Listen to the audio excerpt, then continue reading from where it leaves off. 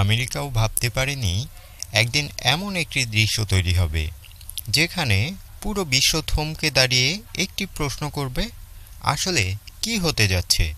বিশ্ব রাজনীতির ইতিহাসে এমন কিছু মুহূর্ত আসে যেগুলো প্রথমে খবর হিসেবে আসে, কিন্তু ধীরে ধীরে সেগুলো রূপ নেয় ইতিহাসে।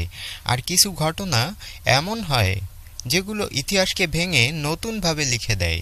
আজ আমরা কথা বলবো ঠিক তেমনই একটি ঘটনা নিয়ে, যেখানে রাশিয়ার প্রেসিডেন্ট ভ্লাদিমির পুতিন একটি বিশাল বহর নিয়ে প্রবেশ করলেন ভারতে। আর সেই মুহূর্ত থেকেই বিশ্বের শক্তিধর দেশগুলো নীরবে হিসাব কষতে শুরু করলো। এই ঘটনা কি শুধুই একটি কূটনৈতিক সফর, নাকি এর আড়ালে লুকিয়ে আছে একটি গভীর, জটিল এবং বিপজ্জনক মায়াজাল?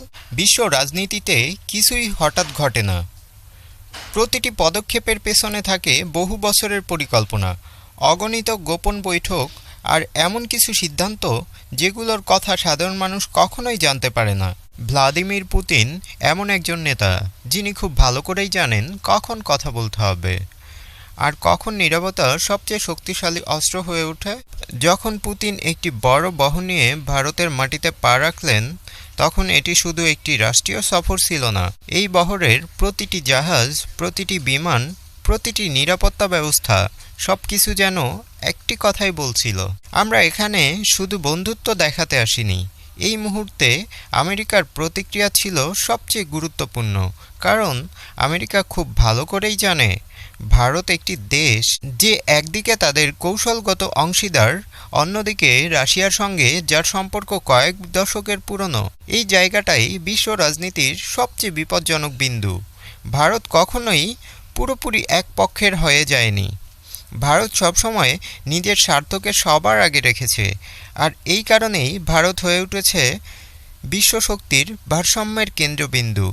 পুতিনের এই সফরের পর ওয়াশিংটনের থিঙ্ক ট্যাঙ্কগুলোতে একটি প্রশ্ন বারবার ঘুরতে থাকে, রাশিয়া কি ভারতকে নতুন কোনো কৌশলগত পথে নিয়ে যেতে চাইছে?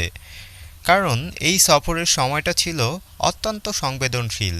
বিশ্ব তখন ইউক্রেন যুদ্ধের চাপ অনুভব করছে, নিষেধাজ্ঞা দিয়ে রাশিয়াকে কোণঠাসা করার চেষ্টা চলছে।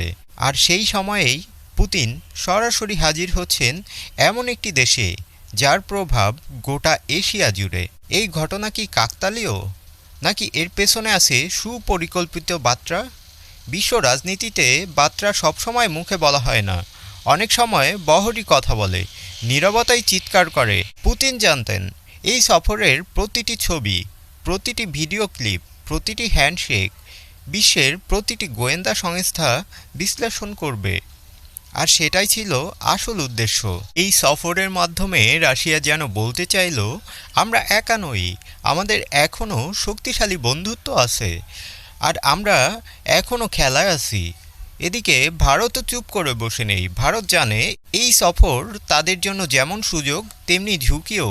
একদিকে আমেরিকা চায় ভারত তাদের পাশে থাকুক, অন্যদিকে রাশিয়া চায় ভারত যেন পুরনো বন্ধু ভুলে না যায়। এই দুই শক্তির মাঝখানে দাঁড়িয়ে ভারত খেলছে সবচেয়ে কঠিন কূটনৈতিক খেলা। বিশ্ব ইতিহাস এমন বহু উদাহরণ আছে যেখানে একটি দেশ দুই পারশক্তির মাঝখানে দাঁড়িয়ে নিজেকে শক্তিশালী করে তুলছে, কিন্তু ইতিহাস এটাও বলে একটি ভুল সিদ্ধান্ত সব কিছু ধ্বংস করে দিতে পারে। পুতিনের বহর শুধু রাশিয়ার শক্তির প্রদর্শন নয়, এটি ভারতেরও জন্য একটি পরীক্ষা। এই সফরের সময় যেসব আলোচনা বন্ধ দরজার পেছনে হয়েছে সেগুলো সব কিছু হয়তো আমরা কখনোই জানতে পারবো না, কিন্তু ইতিহাস বলে গোপন আলোচনায় ভবিষ্যতের যুদ্ধ বা শান্তির ভিত্তি তৈরি করে। বিশ্লেষকরা বলেছেন এই সফর হয়তো সরাসরি কোনো সামরিক চুক্তি নয়, কিন্তু এটি এমন এক সংকেত যা বিশ্ব শক্তির ভারসাম্য ধীরে ধীরে বদলে দিতে পারে। বিশ্ব এখন এমন একটি সময় পার করছে যেখানে পুরনো নিয়ম আর কাজ করছে না, নতুন জোট তৈরি হচ্ছে, পুরনো বন্ধুত্ব ভেঙে যাচ্ছে। এই প্রেক্ষাপটে পুতিনের ভারত সফর যেন একটি দাবার চাল, যার ফলাফল এখনই বোঝা যাবে না। কিন্তু একটি বিষয় পরিষ্কার, আমেরিকা এই ঘটনাকে হালকাভাবে নিচ্ছে না, কারণ আমেরিকা জানে ভারত যদি পুরোপুরি স্বাধীন কৌশল বেছে নেয় তাহলে বিশ্ব রাজনীতির মানচিত্র বদলে যেতে পারে। এই সফরের পর অনেক প্রশ্ন উঠেছে। রাশিয়া কি নতুন কোনো জোট গঠনের পথে হাঁটছে? ভারত কি আরও শক্তিশালী অবস্থানে যাচ্ছে, নাকি এটি শুধুই সামরিক কূটনৈতিক নাটক? এই প্রশ্নগুলোর উত্তর হয়তো আজ নয়, কিন্তু সময় খুব বেশি লাগবে না।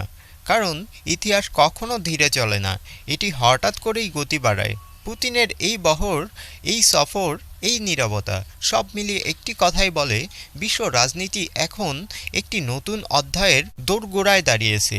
এই অধ্যায় শান্তির হবে নাকি সংঘর্ষের, তা নির্ভর করছে কিছু সিদ্ধান্তের উপর, যেগুলো এখনও অন্ধকারে লুকিয়ে আছে। আর ঠিক এই কারণেই পুরো বিশ্ব আজ হতবাক, সতর্ক এবং অস্তিত্বে। কারণ সবাই জানে এটা হয়তো শেষ নয়, এটা হয়তো কেবল শুরু, একটি মায়াজালের শুরু, যার শেষ কোথায় তা এখনও কেউ জানে না। তো বন্ধুরা, কেমন লাগলো আজকের এই ভিডিওটি? যদি ভালো লাগে অবশ্যই লাইক কমেন্ট করবেন, এবং আপনি যদি আমার চ্যানেলে নতুন হয়ে থাকেন, ভালো লাগলে চ্যানেলটি সাবস্ক্রাইব করুন এবং পরবর্তী আপডেট পাওয়ার জন্য পাশে থাকা বেল বাটনে একটা ক্লিক করুন। সবাই ভালো থাকেন, সুস্থ থাকেন, দেখা হবে নেক্সট কোনো ভিডিওতে। আল্লাহ হাফেজ।